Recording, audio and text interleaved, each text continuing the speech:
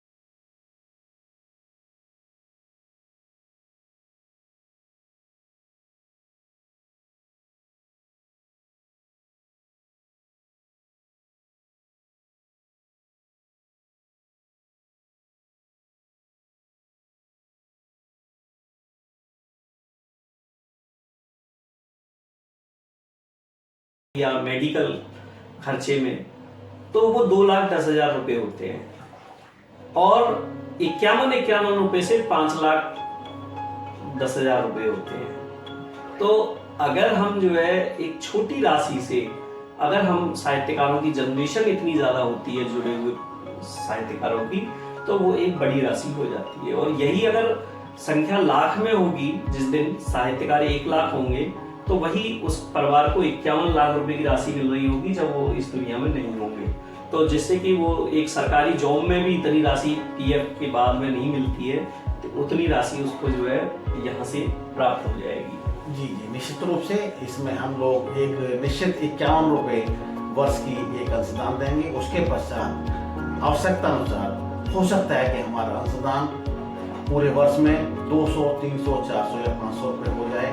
तो मानव जी की ये बात बहुत अच्छी है कि 500-600 रुपये यदि हो भी जाए पूरे वार्षिक में खर्च करने के बाद में, ऐसी कोई योजना नहीं है कि इस योजना में कि हमारा जीवन की बड़ी घटनाएं और मृत्यु के पश्चात परिवार को मिलने वाली इतनी बड़ी राशि इकट्ठी हो सके। और ये मूल रूप में जहाँ तक मैं समझता हूँ इसका कि 21 रुपये 51 रुपये, जहाँ तक मेरी समझ में आप विस्तार से बताएंगे कि 21 रुपये की सहायता और 51 रुपये की सहायता, ये अनुग्रह राशि है ये कि बेटी के विवाह के लिए और बीमारी के लिए, ये तात्कालिक सहायता है।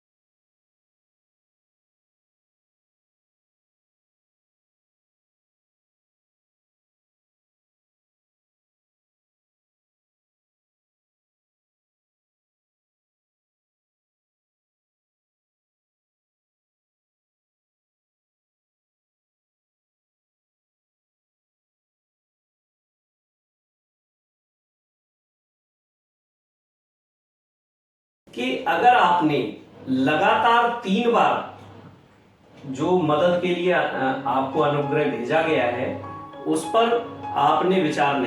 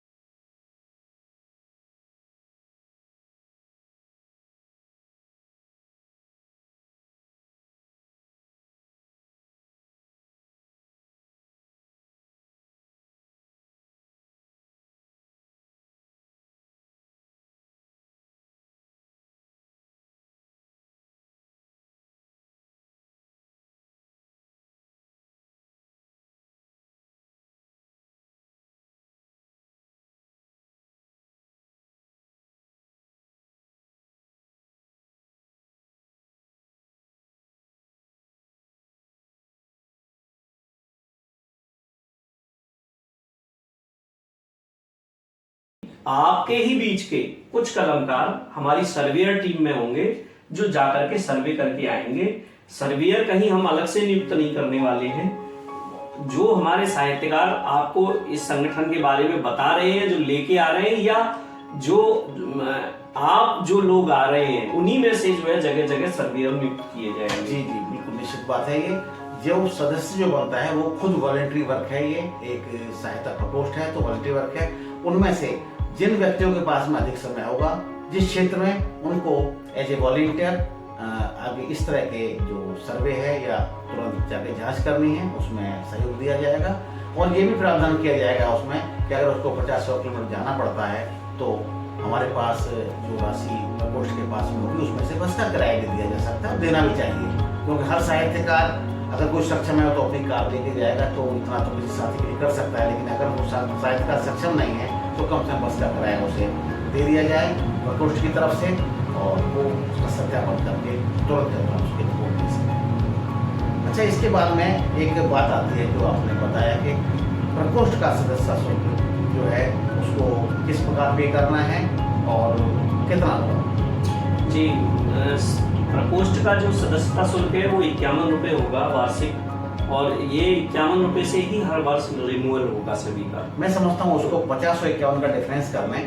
अगर 50 भी होगा तो चलेगा, तो 51 से कहीं भ्रम पैदा हुआ कि सहायता कर रहे हैं किसी की, वो 1 रुपये का डिफरेंस कोई बड़ा नहीं आएगा, वो फिगर में डिफरेंस होना चाहिए। मैं समझता हूँ, वो आप व्यवहार करके बता दीजिएगा।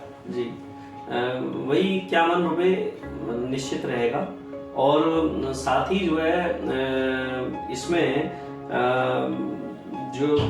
जो भी खर्चे होंगे, चाहे वो सर्वेयर टीम का जाना हो, चाहे वो जो है ऑफिस के खर्चे हों, लड़के रखे जाएंगे इन सारे प्रोजेक्ट के लिए। मान लीजिए 1 लाख साहित्यकार अगर हमसे जुड़ते हैं तो उनका डाटा मेंटेन करना, उनको कॉलिंग करना, समय समय पे उनको मैसेज करना, उनको जो है जानकारियाँ देना, उनसे जानकारियाँ लेना, ये सारी चीज़ें कार्यालय से चलेंगी। तो वो कार्यालय जो है का जो मैनेजमेंट होगा पूरा, उसका भी जो है खर्चा इसी से 51 रुपये से निकाला जाएगा। तो एक और प्रश्न आता है जो कि प्रारंभ में मैंने उसे कहने का प्रयास किया था कि साहित्यकार सबसे पहले पूछता है कि आप से मैं पूछूं आप जुड़े तो आप प्रश्न करेंगे कि क्यों जुड़े। तो साहित्यकार इस प्रकोष्ठ से क्यों जुड़े, इस बारे में एक बार और संक्षिप्त में बता दें। जी, मैं यहाँ कई बात हैं जिनको संक्षिप्त करके बताने की कोशिश करता हूँ।